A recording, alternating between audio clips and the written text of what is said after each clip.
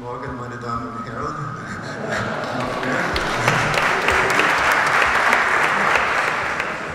It's again my pleasure to be here and to share with you a bit more of the story that's unfolding by looking at how bees are living in the wild up in this Arnott forest. Yesterday we looked at the part one, which was an examination of the study site and the genetics of this population of wild bees. And today we're going to be looking at part two, the ecology, what their lifestyle is. And as I mentioned yesterday, as we all know intuitively, that to understand anything about any organism, the genes and the environment will both play a role. And so we'll be looking at the ecological or environmental side of the way these bees are living and how that's helping them deal with Varroa without any treatments. Here's an outline of the topics that we'll go through. I'm first going to talk about colony spacing. We'll review how the colonies are spaced out in the forest. And we'll then look at some experiments that examine the consequences of living with a wide spacing that these colonies experience. Then we'll look at the nest cavity or hive size, review that. Look at the consequences of the fact that they live in these small nests, small hives. We'll then take a quick look at the fact that the walls of their nests in the forest are heavily coated with propolis. And I'll refer to some work from the laboratory of Marla Spivak at the University of Minnesota, which shows what the effects on the disease or the resistance to disease of the bees is. And then we'll conclude with a little note on cell size. And that turns out to be not important to the bees in the wild because their cell sizes are not anything special, but we'll just cover that. And then lastly, I'll offer my suggestions for treatment-free beekeeping. If that's an approach that you would like to take. It's an approach that the bees in the wild have to take.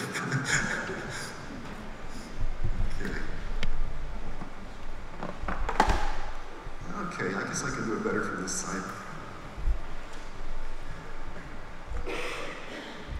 As a scientist, you develop like a very close attachment to your computer. And so when I get too far from the computer, I feel a little nervous. But I can stand over here. Colony spacing. Let's just review what the pattern of spacing is in this Arnott forest. Here's the outline of the forest again. It's 18 square kilometers, and then it's surrounded by other forests in all directions around it. So the whole landscape is a forest of several hundred square kilometers. And these yellow circles indicate the locations of bee trees, colonies living in trees, in the last survey that I did. The last mapping of the colonies that I did was in 2011. And you can see they're widely spaced. Here's our scale. Oops. Here's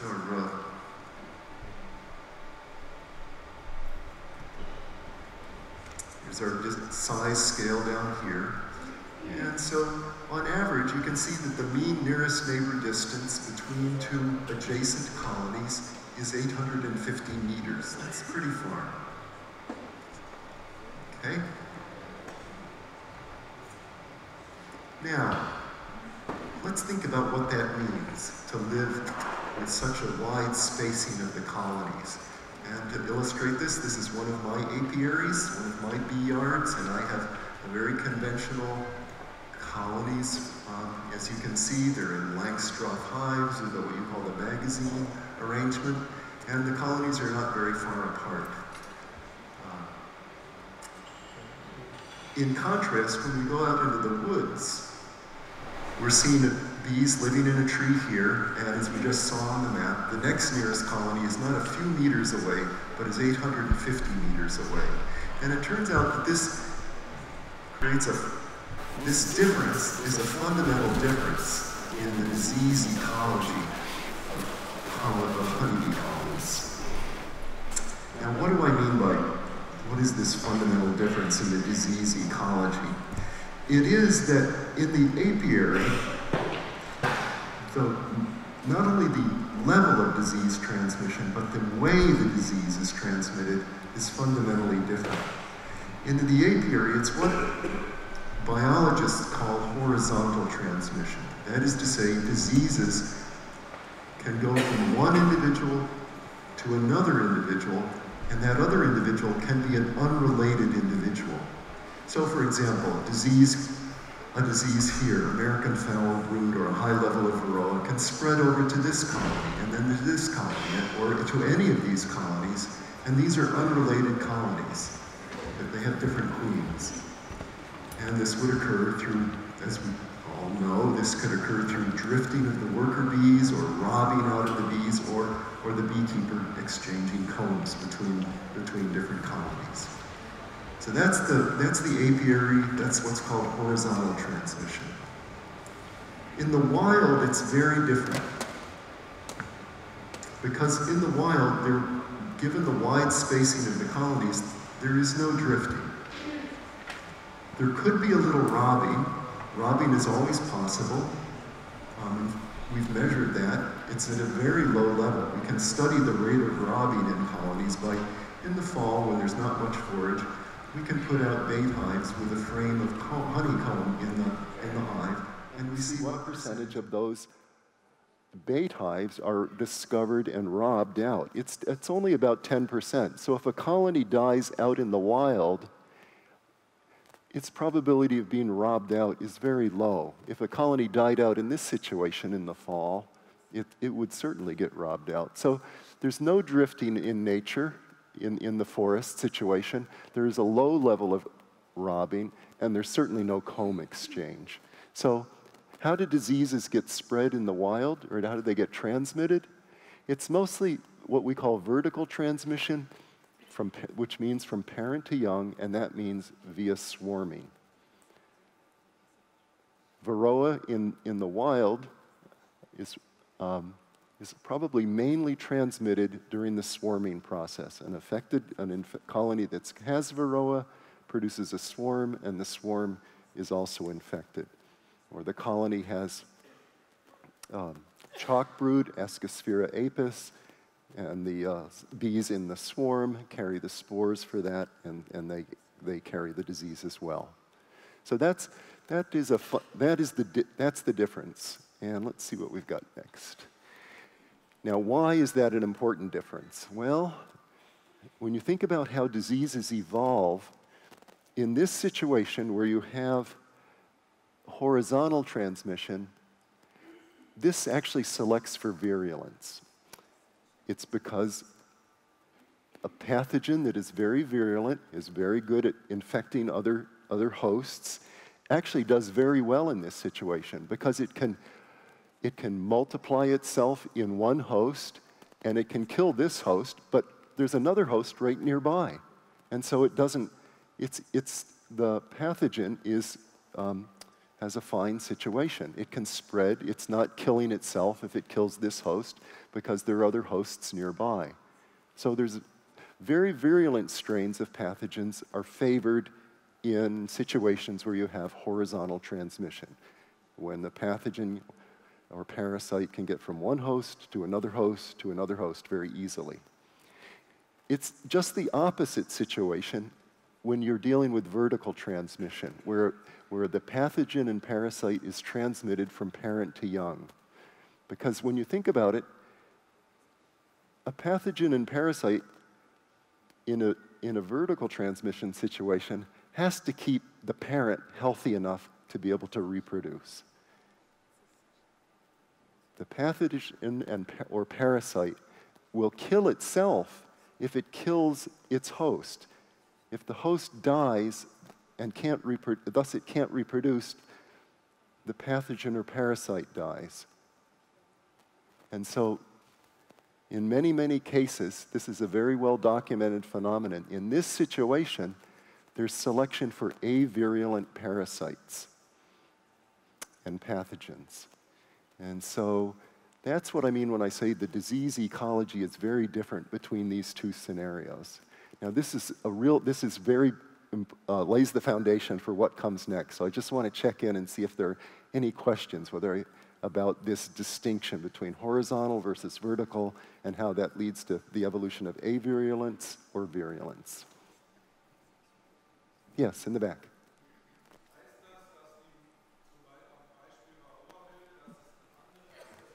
Excuse me, I have to put on my headphones.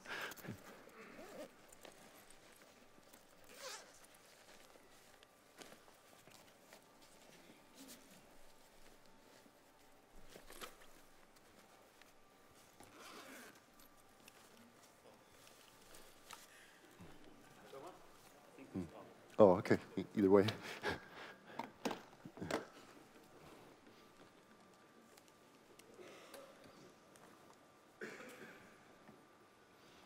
I understand a lot of German, but I want to understand 100% of your question. So I'll use this technical aid.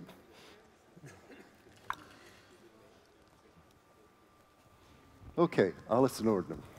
Oops, not quite alles in Ordnung. Good. Die Frage ist, ob das beim Beispiel Varroa bedeutet, dass im Wald andere Varroa-Milben sind als in der Imkerei.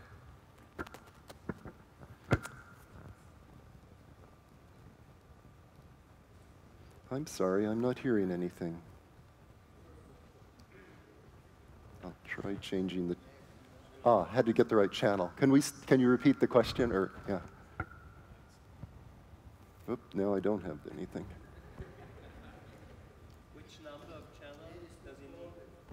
I have G. Number one. There we go. Now I've got it. I can hear you.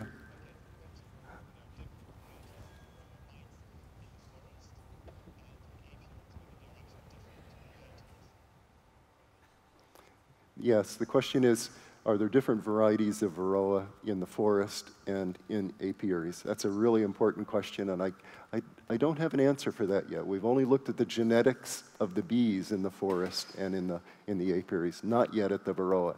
It's to be done. Thank you for that question. It's what we would expect. Any other questions? Okay. One more question. Yes, Fabian. For the robbing, how you call it, how did you check that? Like, does it mean if a wild hive dies, the honey stays there for a month and some ants will take it finally, or? Yes, that's correct. Yes, the question is, well, I guess you could hear the question. Yeah, the answer is yes, that's what would happen. The honey would stay there until another colony moves into that nest, or ants or other creatures that like the honey move in, and likewise with the wax moth for taking out the combs.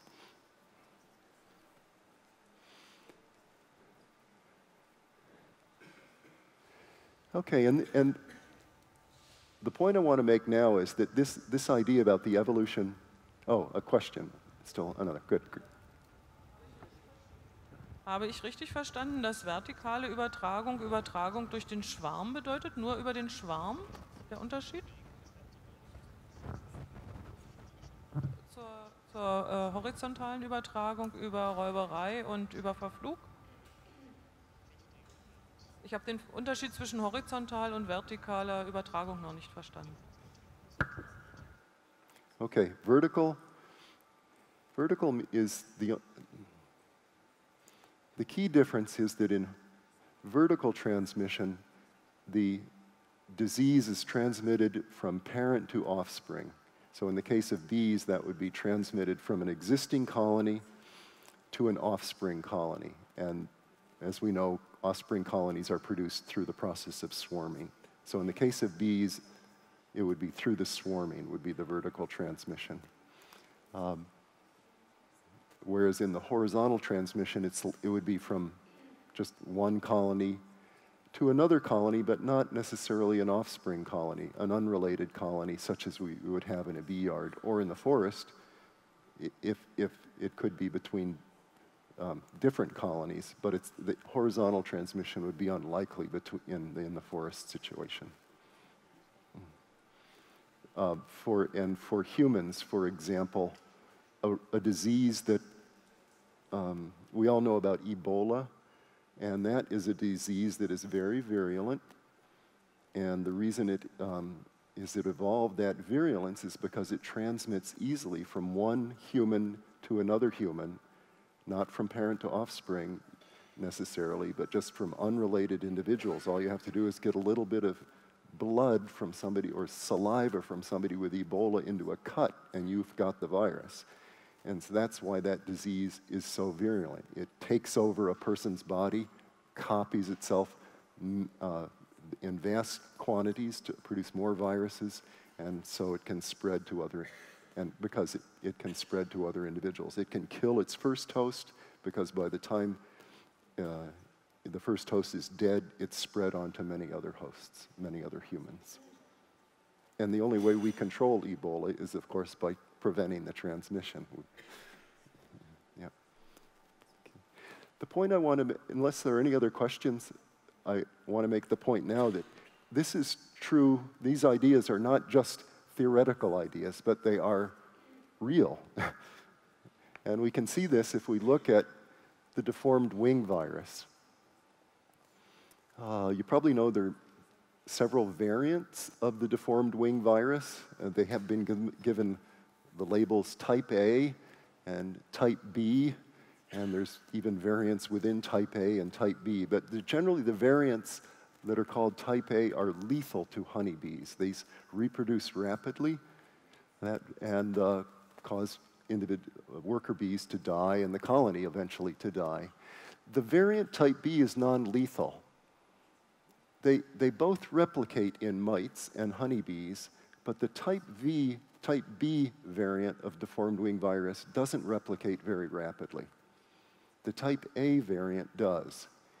And when we look at the Arnott forest colonies, when we look at the virus types that are found in the Arnott forest colonies, as you can see, our preliminary result is that the Arnott forest colonies are dominated by the type B variant, but the nearest managed colonies are dominated by the type A variant.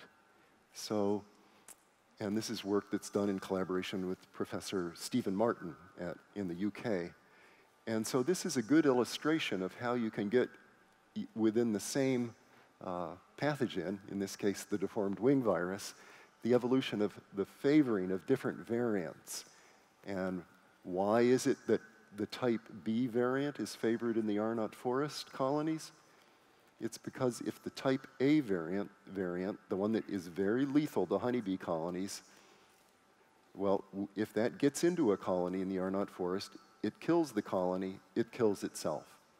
It doesn't get into other colonies, unless there was some robbing of the colonies. But our evidence is the level of robbing is very low, and that's confirmed by these results. These are preliminary, but Stephen tells me they're trustworthy. He's doing more analyses, but he believes these results. Any questions about that? Okay.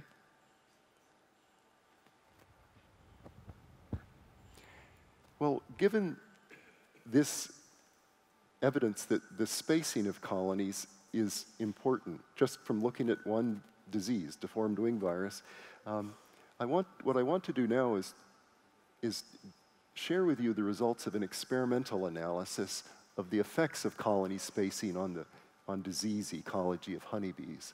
And these are the two questions that we addressed in doing this experiment. The first is, if the colonies are dispersed, is there less drift of bees among colonies? That's pretty clear, but it's nice to measure it still. More importantly, second question, if the colonies are dispersed, is there less spread of pathogens and parasites, such as Varroa and deformed wing virus, through drifting and robbing? So here we're going to be doing a controlled experiment, not just looking at what's going on in the woods, but doing a control experiment. Okay, here's how the experiment was set up. It was involved an experimental array involving two groups of 12 colonies. In one group of colonies, the colonies were arranged in a conventional arrangement in an apiary. This is a typical arrangement for a beekeeper in North America. Have two colonies close together on the same hive stand, and then maybe a meter or so between hive stands. So the colonies are living, in English you say it cheek by jowl, close together. And on the other group of colonies, the 12 colonies are widely spaced. The spacing varies from 30 to 80 meters, but on average they're about 50 meters apart instead of a fraction of a meter or 1 meter apart. And you can see that with this map of the study area. The apiary is here, and the colonies are crowded together here, and then the other array is over here, spread out. This is an old antennal array that an astronomer had used at Cornell, and when he took down his big antennal array, I realized, hey, this would be a good place for an experiment on colony spacing.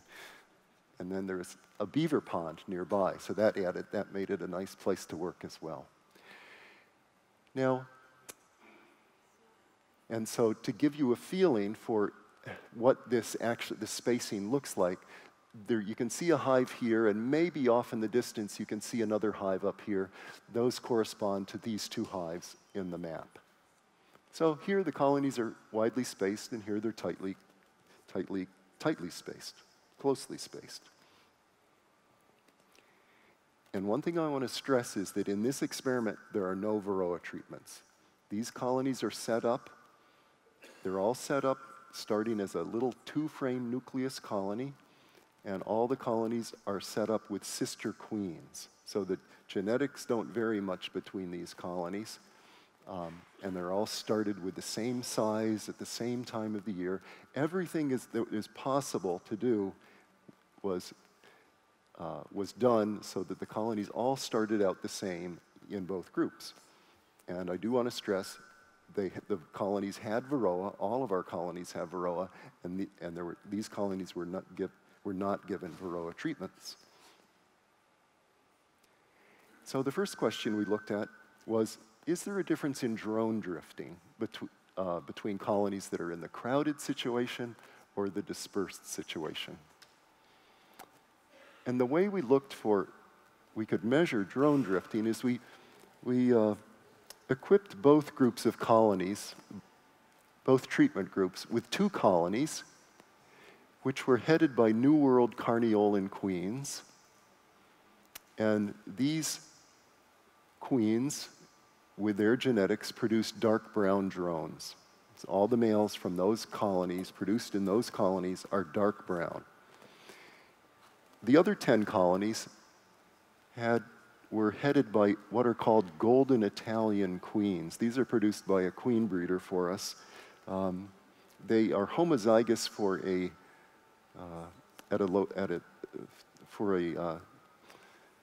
one of the genes that affects coloration. They're homozygous for a recessive gene that blocks the production of melanin, so the bees look bright yellow, golden. They in fact almost glow. And those beekeepers like them because it's easy to find the queens, and it doesn't seem to create problems for the bees. The important thing is that all the drones produced by a colony with a golden Italian queen, every drone is bright yellow, stands out. Very different from a dark brown drone. Okay, so 2 colonies, and in both setups, the 2 colonies that were producing dark brown drones were in the center of the array. This colony and this colony, this colony and this colony. So most of the colonies are making bright yellow drones, but there's 2 in each group that are making dark brown drones. Very straightforward. And what did we find? Well, when we went, we would go to the apiary once the colonies were established and strong enough to produce drones, and we would go, and my helpers, we would go to the colonies, and in front of each colony, we would sit when the drones were making their mating flights with a little counter. And we would, at the entrance, we'd actually hold 2 counters. and every time a dark drone flew into a hive, one counter got clicked, and every time a yellow drone flew home into the hive, the other counter got clicked. And we would make a count at each hive until 100 clicks total had been accumulated. And I won't go through the details because that's actually not, the pattern was crystal clear. What we found was that in the crowded situation, we had these 10 colonies that were producing bright yellow drones, but 34% of the drones that were going into those hives were dark brown. That meant 34% of the drones that had come from that hive and were going back in, or at least were going back into that hive, were going into a hive that was not their home hive. They had drifted from one of the other 2 colonies that were producing dark drones into these colonies producing bright yellow drones. That was the situation for the crowded colonies, and it was very different in the colonies that were widely spaced. 0% of the drones going into a colony that produces bright yellow drones, 0% of them were dark brown. So there was no drifting of drones. That's a stark difference. That's a big difference. And so it was very clear that colony spacing affects the drifting of drones. You might wonder, what about the drifting of workers? This test doesn't check for that, but so I can't really give you a clear answer on that. But and the genetics are such that it didn't allow us to actually test that. These queens were not the queens. This is because the queens were not instrumentally inseminated. So the colonies with the golden Italian queens, not all of their workers were golden Italian. Some of those golden Italian queens had mated with dark drones, and so some of their workers were dark. So we couldn't say for the workers, but I would believe that it would be the same situation for the drones and the workers. Yes? Wenn du das Experiment umgekehrt machst, schaut es gleich aus. Also du schaust in dunklen Völkern für helle Drohnen. I'm sorry, I didn't hear that. It didn't come through in the Meine translation. Frage ist, ob das... Nee, die Leute wollen es verstehen. Meine Frage ist, ob, wenn man das Experiment umdreht, dasselbe Ergebnis da ist. Also wenn man in dunklen Kolonien mit dunklen Drohnen den Einflug von hellen zählt. Do you understand? Is the experiment reciprocal? If you would count bright drones in dark colonies, would it be the same? Yes, we got the same pattern. It works the other way too. I didn't report that because there's only 2 colonies. It's not a really good sample size. But 10 colonies giving these results, yeah, it's very clear. Yeah. Okay, so there are differences in the drifting of bees, drones, and also workers for that matter, as a function of the spacing of the colonies. What about Varroa? What about the population dynamics of Varroa? Did those differ between the 2 situations, colonies crowded or colonies dispersed? And the way we looked for this, and the reason we thought this might differ, is because if you've got bees drifting between colonies, then you could easily, that would provide a mechanism for the Varroa to be distributed differently between the colonies as well. Even if the colonies are not dying out, the Varroa could still be spread by drifting bees. So the way we looked at this is we would make a monthly inspection of the colonies. And during this monthly inspection, we would measure the mite drop, the number of mites that drop in a 48-hour period onto a sticky board. And we also checked for swarming. We would go through the colony and look to see if the queen had changed. All the queens were labeled. We would see if the queen had changed and whether there were swarm cells, whether the population looked like it had changed as well. So basically, we were checking for queen replacement. And again, I want to stress that these colonies, this experiment ran for 2 years, and these colonies had no Varroa treatments. And The Varroa population dynamics results that I'm going to show you come from year 2, the second year. The reason I'm only reporting the results from the second year is during the first year, the Varroa population, the colonies started out as small little nucleus colonies in the first year, and the Varroa levels were low during the first year. But during the second year, Varroa levels got high, as you'll see. Now, in the second year, one colony in each group died. So there were 11 colonies still in each group at this point. Now, of these 11 colonies in each group, let's look at the crowded colonies first. Of those 11 colonies, 4 of the colonies did not swarm. 2 of the colonies swarmed and successfully requeened themselves, and 5 swarmed but failed to requeen. And why were there so many failures to requeen? I'm not sure, but I did see young queens dead in the front on the landing boards of 2 of those colonies that failed to requeen. So I think with those colonies so crowded and so matched in their colors that the queens returning on their mating flights went into the wrong hives and were frequently killed. So of the crowded group, 4 didn't swarm, 4 swarmed and requeened, 5 swarmed and failed to requeen. In the dispersed group, it's a somewhat similar pattern in that 4 of them did not swarm and 7 did swarm. But in this case, of those that did swarm, 5 requeened and only 2 failed to requeen. This difference is not statistically significant because the numbers are small, but it is certainly suggestive, so that one of the effects has the spacing, wider spacing improves the success of the requeening process. But the main focus I want to talk about is looking at these Varroa dynamics. And I want to focus our attention on, we'll ignore these colonies because they died. The interesting thing is what happened to these colonies which did not die out. They all requeened, they all had queens, but some interesting things happened with their Varroa. First of all, and again, these are Varroa counts. These are mite drop counts in 48 hours. And you can see that all of these colonies started out with low levels of Varroa in April, low mite drop counts in the order of 20 to 40. But then as the summer of 2012 unfolded, in the colonies that did not swarm, the Varroa, the mite drop counts got very high. And they stayed high. I mean, it's over 200 to up to almost nearly 1,000 mites dropped in 48 hours in these colonies. So colonies were certainly getting high levels of mites.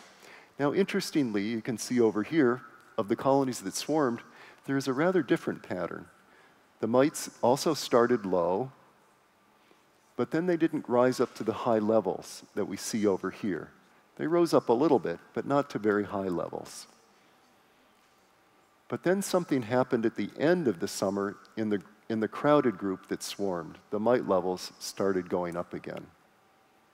But that did not happen in the colonies that swarmed but were widely spaced, were dispersed. Now, again, the numbers are low. It's only 2 colonies versus 5 colonies.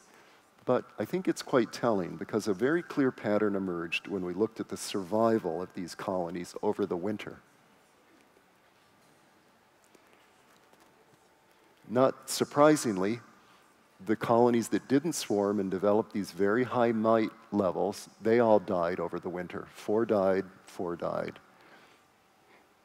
These colonies, which also developed high mite levels, mite drop counts in the late summer, they all died over winter as well. What were the 5 colonies that survived? They were the 5 colonies that swarmed and were living widely spaced and for whom the mite counts did not go up hot, did not rise to high levels in the late summer. And this difference is significant, that there was a survival difference. So this combination of swarming and living dispersed actually led to a survival difference. The numbers are small, but I think the numbers are are telling. So just to summarize, of these differences in colony survival, if you look at the whole group, after 2 years, there were none alive without Varroa treatments, 0 in the crowded situation, and 5 alive out of the 12 in the dispersed group. So I think this is a pretty stark indication of how the colony spacing can affect the disease dynamics, the Varroa dynamics in the colony, and then ultimately the colony survival. It also, as we saw, affected the success of colonies in their requeening. So what can we conclude from this experimental study of colony spacing? Well, if colonies are dispersed, is there less drift of bees among colonies? Yes, definitely. If the colonies are dispersed, is there less spread of diseases such as Varroa through drifting and robbing? I'd say so, yes. And if dispersed, is there better colony survival because of the disease effects especially? The answer here, I feel, is yes as well. So before going on to this point, I want to check in and see what questions you might have regarding this particular experiment. Yes, here in the front.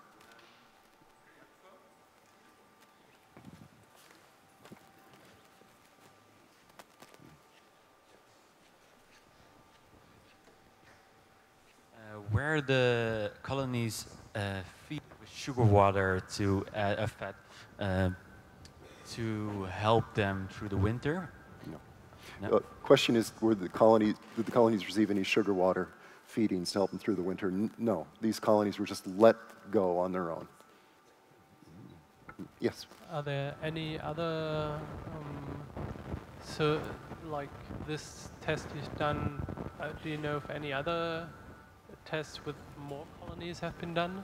Other investigators, such as Professor Rosenkrantz, has also looked at this question, and he could review with us his results.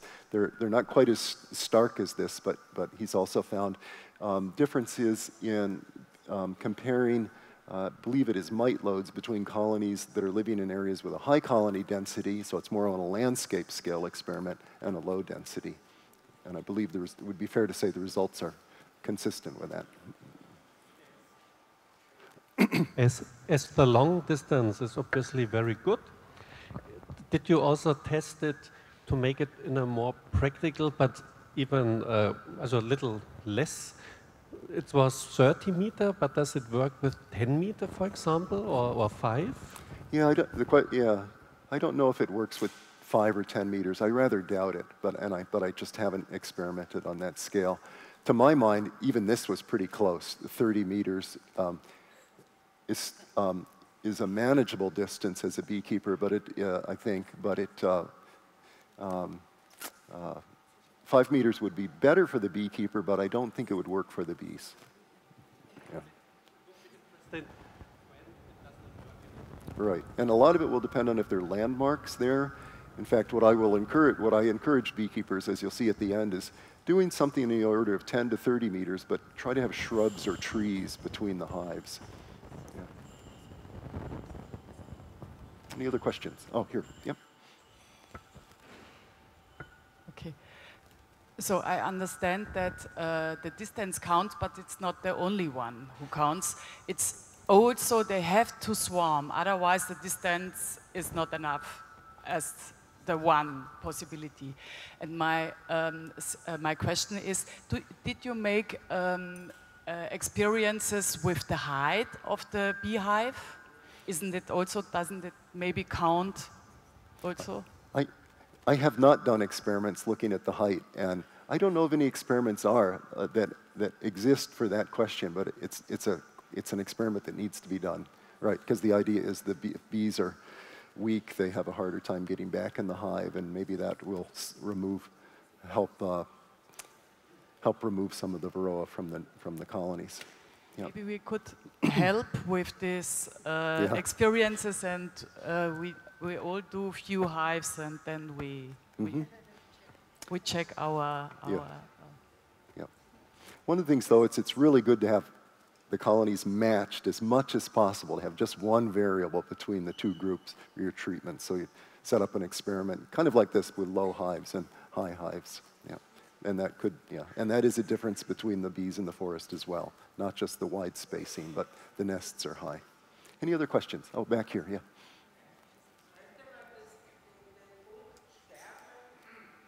Könnte man den Punkt Schwärmen mit frei...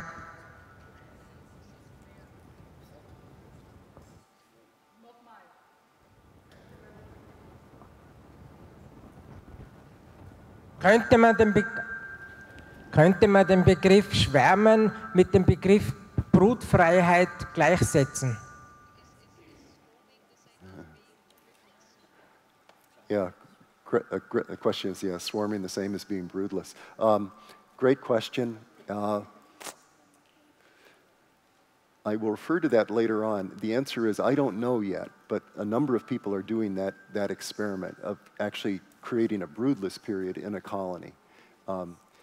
That simulates part of what swarming does, but it doesn't actually, it creates a point where the mites can't reproduce. Swarming has the secondary, the additional effect of actually taking a lot of mites out of the colony, the phoretic mites with the bees that leave in the swarm. But it's a very important question because it addresses a management technique that needs to be examined. Thank you for that question.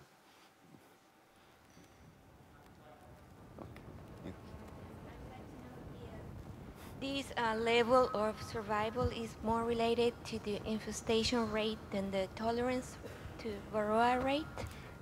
In this yes, in this particular experiment, these bees were probably had very low Varroa tolerance.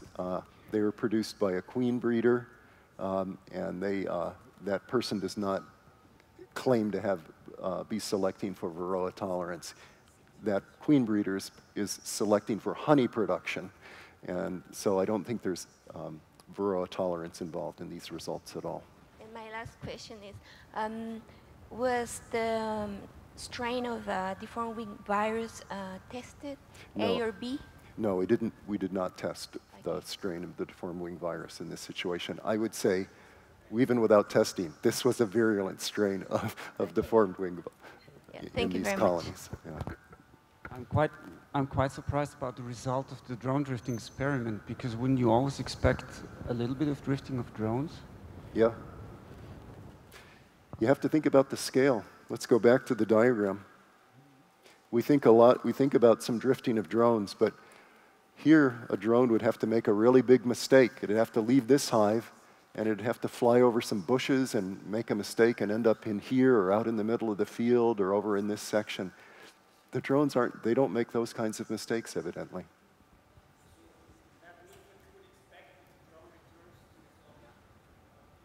I'm sorry, I need you to shout louder or I'll take these off. Oh, but yeah, the question is, would you expect drones to return to their own hive? My goodness, yes. Think about it in the natural situation. If drones didn't come back to their tree, they would be, they would have no home. They would, yeah. So I'm sure they are been very strongly selected to find their way back to their original nest. And I think what happens in a bee yard is, well, maybe they come to the right. The drones that drifted in the crowded bee yard, they came back to the right place, but it happened that there was another nest that looked just like their nest, and so they made a mistake, just as you and I would make a mistake in a similar situation, I think. Yes? The situation for most beekeepers here is that they don't have the space to set their hives aside. Yes. So did you do any testings with colorings, with marks, with forms to make clear which is the right entrance for them? I haven't done those experiments, but those experiments have been done in the past, and people find that, yes, if you change the color of the hive, that helps. What really helps the most is if you put your hives in an arrangement where you have 4 hives together, and each one faces a different direction, north, south, east, or west. That cuts the drifting rate of workers down to 4%, whereas in a situation like this, in those studies, there could be up to 40% drift of workers, much like we found for the drones, a very high percentage of the drones drifting. So yeah, that helps. That helps. Doesn't get it down to 0, though. And in the woods, it's probably 0% drift. Ich möchte weniger eine Frage stellen, als eine Konsequenz ziehen für die Betriebsweisen, die wir diskutiert haben. Wenn einigermaßen die Voraussetzungen da sind in einer Einzelaufstellung, dass wir dann, wenn wir Vorschwärme haben, natürliche oder vorweggenommene Vorschwärme, dass wir dann anders umgehen mit dem abgeschwärmten Muttervolk. Nämlich nicht, wie wir es seit Jahren machen, die Brutnester, also die Völker sich so weiterentwickeln zu lassen, dass wir die Brutnester zum Schluss ganz schlüpfen lassen, sondern dass wir die Brut einfach komplett entfernen und wir nur ein abgefegtes Muttervolk machen mit einer Jungkönigin. Dann hätten wir einen extrem hohen Reinigungseffekt und wir wissen ja auch aus den eigenen Erfahrungen und zum Teil auch Daten, die wir haben, dass die Vorschwärme erstaunlich wenig belastet sind im Verhältnis zu den Muttervölkern.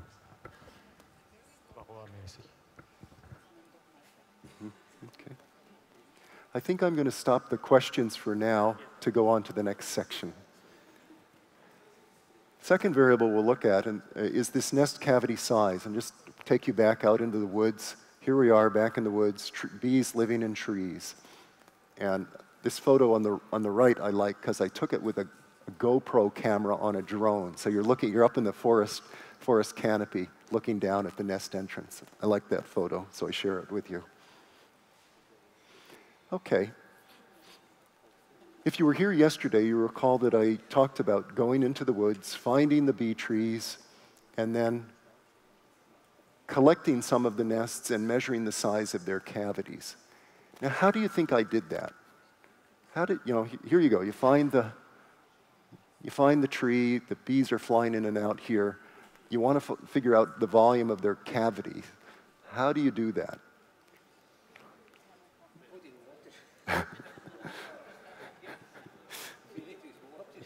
Okay, yeah, what you do is you get your chainsaw out, you cut out the tree section that is housing the bees, you lay it flat on the ground, you split it open, you remove the combs, you remove the bees, and here's the key thing. You then take along a liter measure and some sand, and you measure how many liters of sand you have to pour back into the cavity to refill it. The cavities are very irregularly shaped, so sand is the way we solved this problem. High-tech science, huh? In fact, we would bring the logs back to the lab, so we had a sandbox at the laboratory. Okay. In doing this, you get the following distribution of nest cavities in the wild. They're generally small relative to our hives. As you'll see, when we manage a colony for honey production, we will use 4 deep Langstroth hive bodies, and that would have a volume out at 168 liters. Each of these red marks represents the volume of 1 deep Langstroth, 42, 84, 126, etc. You can see that in nature, there's a lot of scatter, and occasionally you find a huge cavity, but most of the bees are living in cavities in the range of about 30 to 60 liters. Okay, that's relatively small compared to a colony, at least in North America, that would be managed for honey production. So the question is, what does that do for a colony? And here again, we're going to do an experimental study of the effects of hive size, or nest cavity size, and on Varroa and on colony survival. And the questions are these. If a colony lives in a small hive, and thus it will have more swarming, will it have fewer Varroa mites, by whatever mechanism? And secondly, are the effects on the Varroa mite population large enough to give better colony survival? So this is just taking what we see in nature and then doing an experiment to look at the consequences of how the bees are living. Now, again, much like the last experiment that we looked at, we're going to have 2 treatment groups, and each treatment group will contain 12 colonies. And in one group, The colonies live in small hives, 42 liters, just a single deep hive body. The other colonies lived in larger hives. They also started out in single deep hive bodies. All the colonies were started at the same time under the same conditions. But over time, these colonies were given more and more space, which is exactly what we do when we manage colonies for honey production.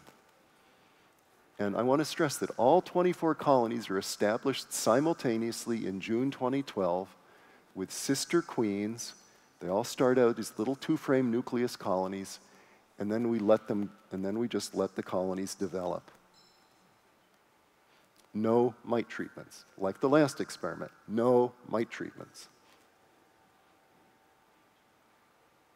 Well, let's look at what the effects are on some of the variables. What are the effects of living in a small nest cavity on the bees, the number of bees, population counts? Well, I explained that this experiment was set up in June 2012, so our data collection starts in 2012. And as you can see, in June and July of 2012, the populations are small in both the large hive colonies and the small hive colonies. And there's no difference between the two treatment groups. That's not surprising. They started out as tiny little colonies, and it's going to take a while for any differences to emerge. Here's the results for 2013, and now things diverge. The small hive colonies, their populations go up to about 10,000 bees and don't really get above that. Whereas in the large hive, they go up to over 30,000 bees on average. So big differences in population. And why is that? It's because they have different sizes of brood nests, and the amount of brood in these colonies becomes very different. No surprise, not rocket science, but you still have to take the measurements to know what's going on. Okay, so one of the effects of living in a small nest cavity is, lo and behold, fewer bees and less brood. Now, let's look at something a little more interesting. Well, yeah, no surprise.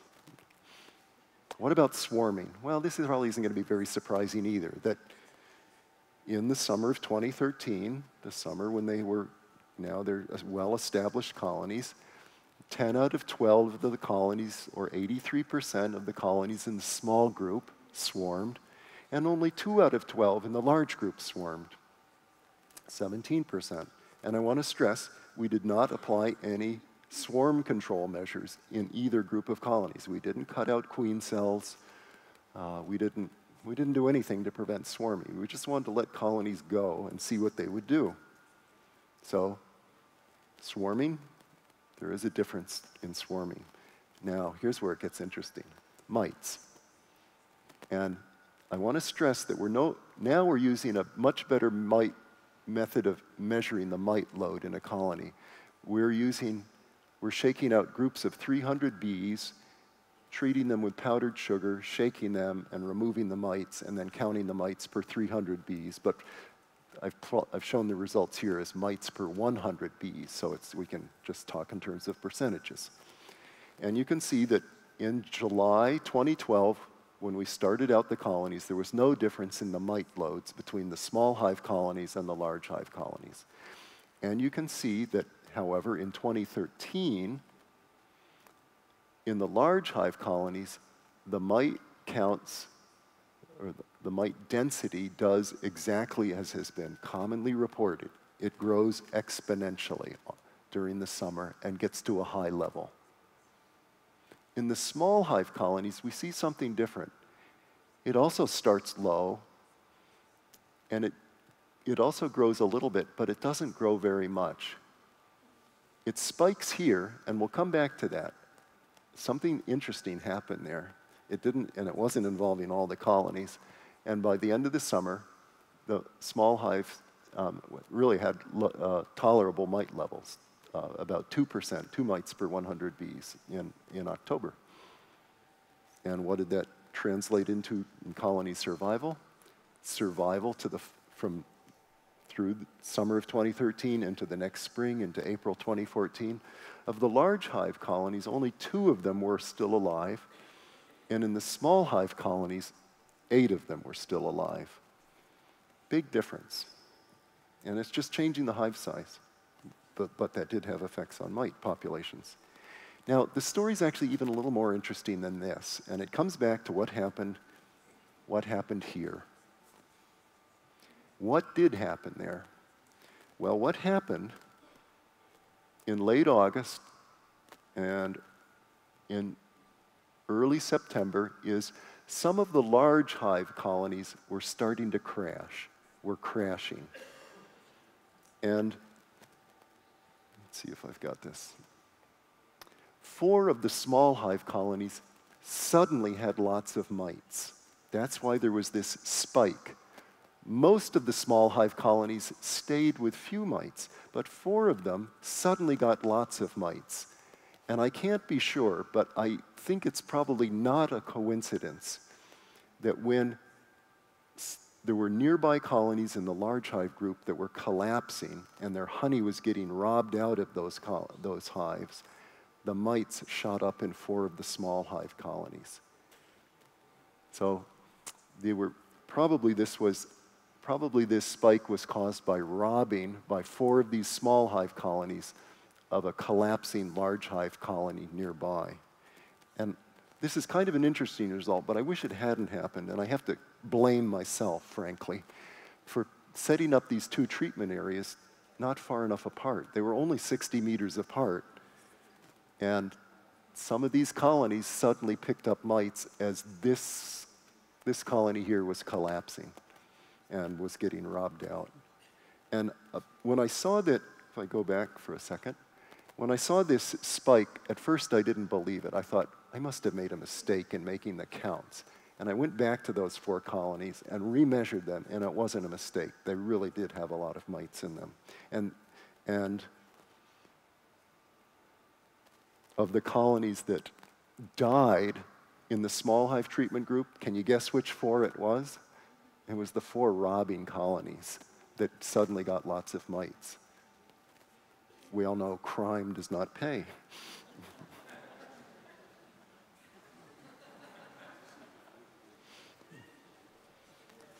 So we've got a contrast in what gets produced with these 2 kinds of 2 treatment groups.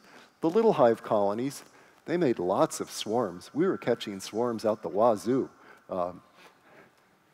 That means, I won't say what that means. We were catching lots of swarms. We caught 10 swarms, and we certainly didn't capture all the swarms. Those little colonies were producing swarms and probably after swarms. We got no honey from those colonies, but at the end of the 2 years, there were 8 healthy colonies. Over in the large hive, colonies living in the large hives, we caught 2 swarms, 2 colonies swarmed. We got 219 kilograms of honey. That was great. It was a good honey year from those colonies. But at the end of the 2 years, we only had 2 healthy colonies. This is all, again, with no treatment. So a big difference, big effects of nest cavity size. You can choose which kind of hive size works. Or you can, or maybe even better, find some way to make either size work. Okay. Time's moving on. I'm going to move on to the propolis coating of the nest walls. I'll take questions about cavity. I'll take 1 or 2 questions about the cavity size experiment, just so we're clear on that. Don't want there to be lingering questions.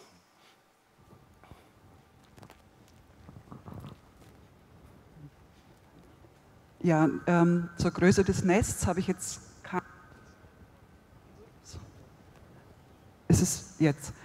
Was ich aber sehr interessant fand, war Ihr angeblicher Fehler des Abstands zwischen den 2 Kolonien in dem zweiten Experiment und dem Abstand im ersten Experiment. Und deswegen meine erste Frage, wie groß war der Abstand im ersten Experiment? Also das haben Sie ja auch in der Apetologie veröffentlicht, diese Studie. Und da konnte man, wenn ich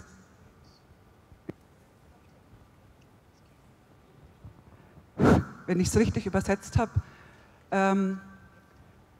gab es ja da keinen Verflug von der 3 hin zu den Völkern, die einen weiten Abstand hatten. Yes, that's correct. We did not, in this experiment, in the dispersed colonies, we did not see any of the colonies in the dispersed group, we saw no signs that they went over and robbed out dying colonies in the crowded group, which was that is interesting in itself. And you can see the distance here is on the order of 200 meters minimum from one treatment group to the other, whereas in the other experiment it was only 60 meters apart.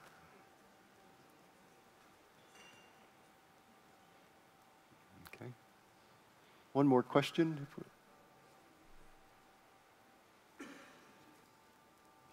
Welche Rolle spielt die Wärme? Besser wie die großen. Und weil die Varroa ja die konstante Wärme nicht so verträgt, glaube ich, dass der Hauptteil bei liegt. Question is, yeah, what's the effective temperature here in these two treatment groups? I don't know. We didn't look at the temperature and the temperature stability in the hives of the two types. Generally, bees, of course, control the temperature of the brood nest very well. So I'm sure that part of the hive was well controlled was the same for both groups. In the rest of the hive, it was probably quite different. If a large hive would be a different microenvironment than a small hive. Let's look at this propolis coating.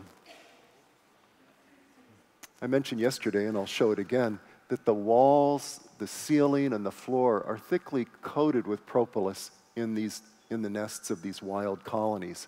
I like to show, this is the walls over here, of course, where I've chipped off some of the coating to reveal the soft wood underneath. This is the floor of a wild nest that I found where the cavity had obviously been occupied by a squirrel previously, and so the floor of the nest cavity was littered with hickory nuts. But when the bees moved in, they plastered it down, so it was like a laminated floor in that nest cavity. Colonies can make a very complete propolis envelope around their nest. Oops. And Marla Spivak and her students and colleagues have looked at the benefits of this propolis envelope to colony health. And the way they did this is they did experiments where they set up hives where for one treatment group, they would put in these plastic screens on the walls inside the hive, and the bees would fill the cracks in the screens with propolis. And the other hives did not receive these plastic screens, and so they had the smooth wood, and the bees did not cover the smooth wood with propolis. And then what they did is they looked at the level of gene expression of 6 genes that are involved in producing antimicrobial peptides.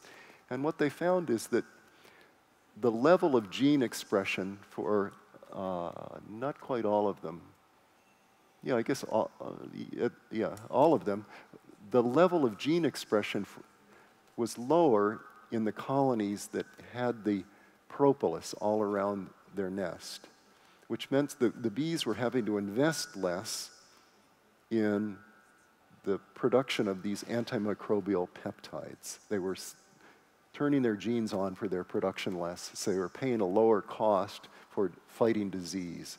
And they put it very nicely. They said the propolis envelope functions as an antimicrobial shroud. It's an interesting concept, a shroud that's antimicrobial. But I think that this is good evidence that is why the bees are in fact coating their nests so thoroughly with propolis. And so that's something we could, as beekeepers, we could duplicate. Most of our hives don't have conditions that stimulate the production of a propolis shroud, but we could create that. And the last topic I wanted to mention was the cell size. And as I mentioned, what we find in these wild colonies nests is nothing special. They're not using small cells to combat Varroa. In fact, the evidence is very unclear that small cells give colonies any control of the Varroa mite population. So I really don't have anything. It doesn't look like the bees are using small cell size in the wild to control Varroa. I'll skip over this. In our own experiments, we find that small cells don't even control Varroa, but that's a debatable. I know that's a very controversial topic, but I can only, I have to say what we found. They didn't. So, what, I'll summarize, I'll draw my talk together now in two ways. I'm going to summarize what we've learned from what I've just talked about, and then I'll tell you, I'll share with you my thoughts on how this, what this means for thinking about beekeeping. First of all, summary of what we've learned. Colonies of wild European honeybees can survive in the wild. And this is a summary not of just this talk, but of yesterday's talk as well. So yesterday we saw that colonies of European honeybees can survive in the wild without chemical treatments for Varroa. They've been there for a long time, since the 1970s and even before, and they're still there in the Arnott Forest. Nobody's treating those colonies. Point two, if a population is not treated for Varroa, it will crash, and it will crash heavily, but there will be healthy survivors. And this was shown yesterday from the genetic analysis. The big loss of genetic diversity, particularly for the mitochondrial genes, is a strong genetic signature that the population went through a bottleneck, and their genetic diversity went through a bottleneck, but that they've come back out of that bottleneck. I think it's third point, how we keep bees is not how they live in nature, and is evidently not entirely bee-friendly, and perhaps the experiments with the colony, the hive size, show that particularly clearly. We leave, by putting colonies in large hives, with large brood nests and so forth, with large populations, we help ourselves by enabling the bees to make lots of honey for us, but we make the bees vulnerable to Varroa by giving the Varroa lots of opportunities to reproduce. And so we house them in large hives, less swarming, poorer colony health, but bigger honey production. We crowd them into apiaries, which facilitates the spread of disease between colonies, as it facilitates the spread of disease among humans when they live in crowded conditions. And we deprive the colonies of stimuli to coat the nest walls with propolis, so the bees have a weaker natural defense against microbial infections, and they have to work harder with their producing their antimicrobial proteins. Okay, so those are the big points of summarizing yesterday's talk and today's talk. Now, what are the lessons or points of discussion that we can draw from this? Or maybe best to put it, suggestions for beekeeping, lessons from nature. Well, one lesson I think that's really is an important one is if your bees are isolated, and I suspect maybe none of you have this situation, but if you are someplace where you are isolated, then don't treat your bees. Let natural selection work on your bees. Now, the reason it's important to only adopt this perspective if you're isolated is because you're going to be creating colonies that are going to produce lots of mites. Most of your colonies are probably going to die, as most of the colonies in the wild died when Varroa came and they received no treatments. But if you happen to be isolated, just let your colonies go and breed from your survivors. And this is not just theory, this is happening in the Wales in the UK. There's a group of beekeepers out in Wales which decided to get together and do this, and they don't treat, and now they don't have to treat. And they experienced heavy colony mortality, but that is something that it works for them. And so you're promoting not only resistance to the Varroa mites, but you're also promoting local adaptation to your climate. Now, in North America, I don't know how it works here in Germany, but most beekeepers are not isolated. Most beekeepers depend upon purchasing queens that are produced in Hawaii or Georgia or Northern California. And so most beekeepers are not doing this at all. But that doesn't mean it's the best way to go forward. But I'm just putting that, I just mentioned that most people don't do this, even in North America where colonies, beekeepers enjoy more remoteness from one another. Second point, avoid importing queens. Rear your own queens from your most resilient colonies. This is just building on the first point. You're favoring bees that can survive without treatments against Varroa, and you're promoting local adaptation. Third, capture swarms using bait hives from places far away from beekeepers' hives, if this is possible. I don't know if this is possible in Germany or not, but if it is, I would recommend it. And this, what do you get? You get locally tested and adapted stock. This is how I get all of my bees now. There are forests, as those of you that were here yesterday know, outside of Ithaca, New York. I put my bait hives out in those forests, away from any commercial beekeepers' hives.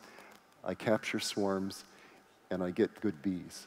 Why are they good bees? Because they're swarms that come from this stock that has not been treated, and of course, they're coming from colonies that were healthy enough to produce a swarm. Not every queen is perfect. Some of the queens become drone. This year, I've caught 8 swarms, and one of the queens quickly became a drone layer, so she was at the end of her career. But the other 7 are just gorgeous, are producing gorgeous colonies. Point 4. Give your most resilient colonies a frame of drone comb. Encourage drone production by those resilient colonies, and thus foster their genetic success. You're helping the population in your area. 5, if possible, separate your hives to minimize disease spread. As we've seen, 100 meters separation is really good, is maybe even ideal, but even a 20 or 30 meter separation can be helpful, especially with bushes in between. Again, I recognize that is probably completely unrealistic for most of you, but it's something to think about, and maybe it involves those, but if you're a hobby beekeeper with just a handful of hives, maybe you could find having one in your backyard and another one in somebody else's backyard. You know, work out some sort of deal so you can actually spread out your hives and just use honey to pay rent. Point 6, avoid moving combs between hives. This is not new, but it's now more important than ever. This minimizes the spread of diseases. It's kind of, in English we call it a practice hive quarantine. That applies not just to Varroa and the viral diseases of Varroa, but all diseases. And here, point 7 was the point raised by one of the questions. Perform artificial swarming to control mites. This is still being tested, so I put it up here as a suggestion. And this involves making a nuke by removing the queen and several frames of bees and brood, and then letting the colony naturally requeen itself. And what will this do? Well, you're causing the colony to actually have to go through a longer than normal broodless period, because the colony is, you're causing it to requeen itself without, you're taking the bees out and the queen out long before, without the bees having already started to rear a replacement queen. And so you're doing 2 things. You're creating a broodless period in the nest, and you're exporting some of the mites as you take bees out of the hive. I suggest this, yet it remains to be tested on and refined to figure out exactly, well, first of all, to test whether this does work well and whether it works, how exactly it is best done. But I put it up here as a suggestion. Point 8, be alert to colony collapse and remove dying colonies so they're not robbed. I had read that robbers will bring home mites. I have seen robbers bring home mites. It's not a pretty picture. Point 9, induce your colonies to build propolis envelopes, and this lower their immunity costs. And point 10, be skeptical, I feel, about claims of effectiveness of small cell combs for mite control. So I think I've used up my time just about. So the last slide, I just want to express my appreciation to you for your interest and attention, and for some of you, perhaps even your patience. So thank you very much.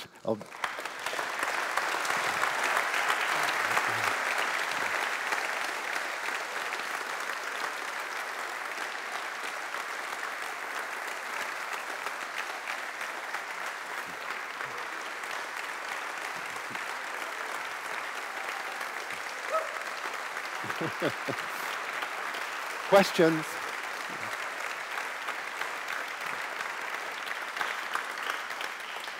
Well, I think that's the nicest reception I've ever received, so you guys are great.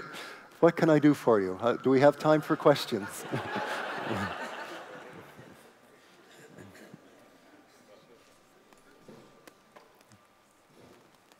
How would you define isolated locations? Yes. In principle, what I mean by isolated is isolated enough so that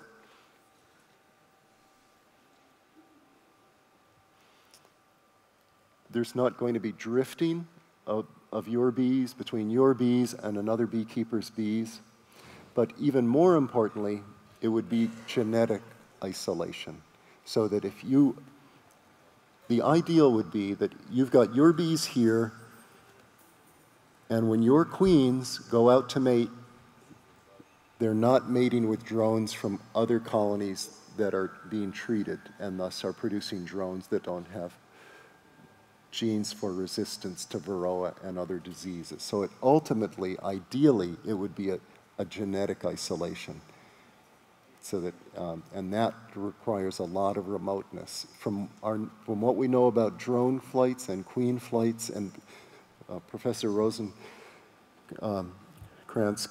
knows more about this than I do, but this might be on the order of 10 kilometers from between your bees and the next bees, the next managed bees. If they're wild bees, you're fine.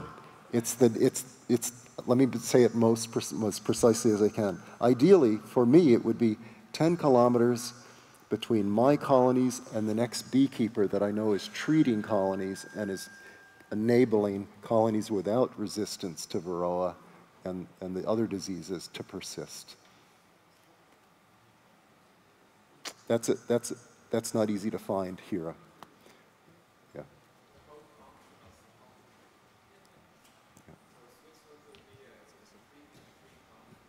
Yeah. I wonder if in the Swiss valleys, though, you might find some. Yeah. Can you say something about beneficial organisms? Can you repeat the question? Can you say something about beneficial organisms in tree hives compared to normal hives? Yeah. Question is, are there beneficial organisms, symbiotic organisms in the tree cavities with the bees? I cannot say anything about that. I just haven't looked at that. Do you know about anyone doing research on this? No. Because everyone does research on the parasites and no one does research on the beneficial organisms. Yeah, no. The whole, to the best of my knowledge, you've put your finger on a very rich and interesting topic, the whole microbial ecology inside these natural cavities. It may be low, it may not be so interesting because if they've got a complete propolis envelope around them, it may not be as rich, but they don't all have that. A lot of them have a pile of debris at the bottom of the nest. They haven't got it takes them years to build that complete envelope, so it could be interesting things. One question to the drones. I have learned that they generally are not sticking to their home. They go out, maybe go very far, maybe 10 kilometers or more, and at the end of the day they are looking for a nearby home and go in there. Is this not right? It wasn't the situation in our experiment where we found 0% drift of the drones. So all I can say is the only experience I have is from that one experiment, and it was night and day. I mean, if those dark drones were making mistakes in the dispersed arrangement, we would have detected it. But no, they always came back just to their own hive.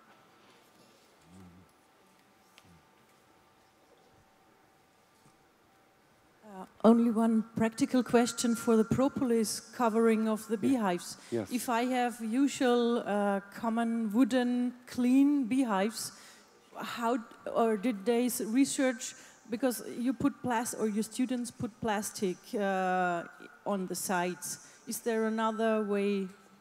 You could, yes.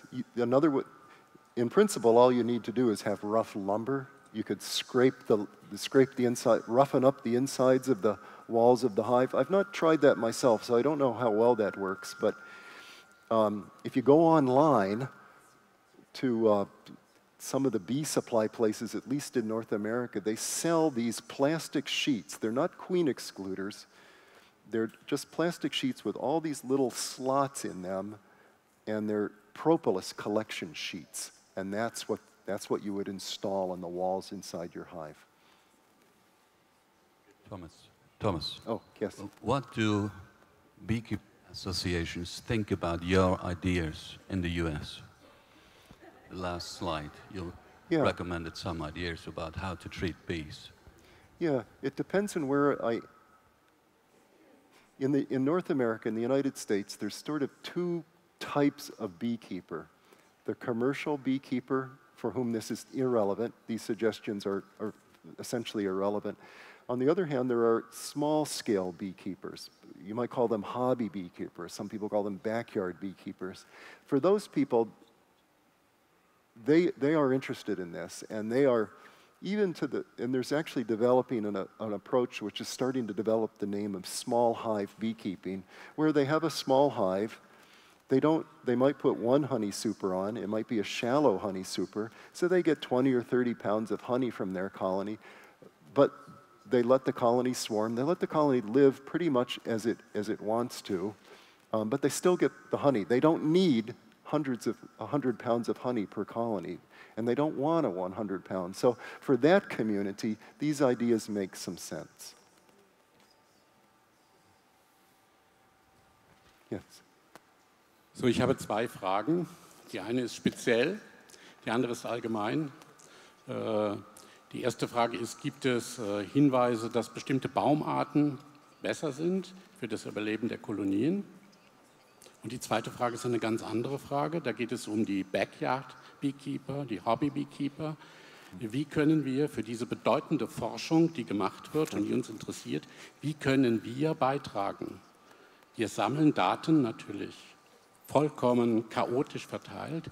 Wie könnten wir in ein Forschungsnetzwerk uns einkoppeln, sodass wir zu dieser Forschung beitragen?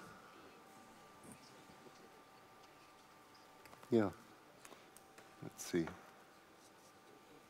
Regarding the tree types, the tree species question, number one question, I have no evidence that the bees have any preference for tree type. And I say that because when I've located more than 50 bee trees, and I don't see any sign of a preference. They're in all sorts of trees. So I have no indication that they have a preference.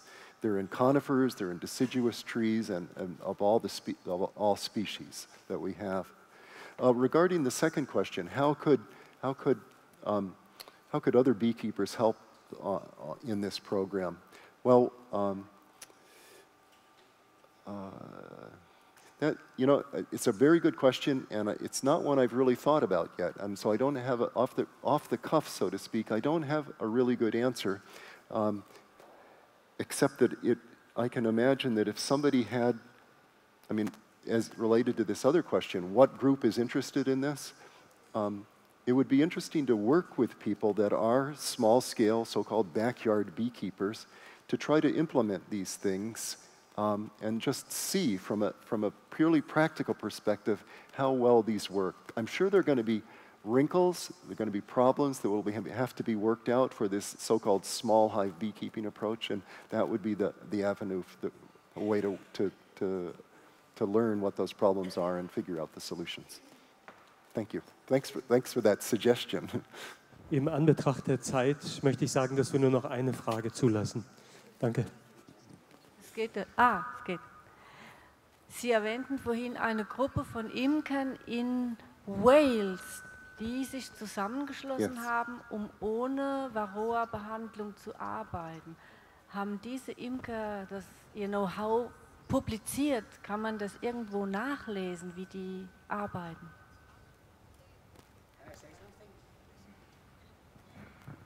Ich habe David hier vor 10 Tagen gesehen. Ich war in Wales. Und ich werde in meinem Beitrag etwas über dieses Experiment sagen. Ja? Bitte? Dann gibt es natürlich Videos auf YouTube. Yes, if you want to find there's a very nice video produced by a gentleman named Jonathan Powell.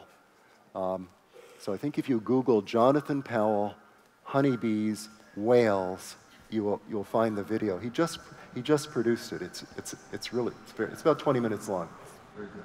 Okay, recht herzlichen Dank soweit. Kaffeepause, eine Dreiviertelstunde knapp. Und dann machen wir pünktlich an den spannenden Sachen weiter. Danke.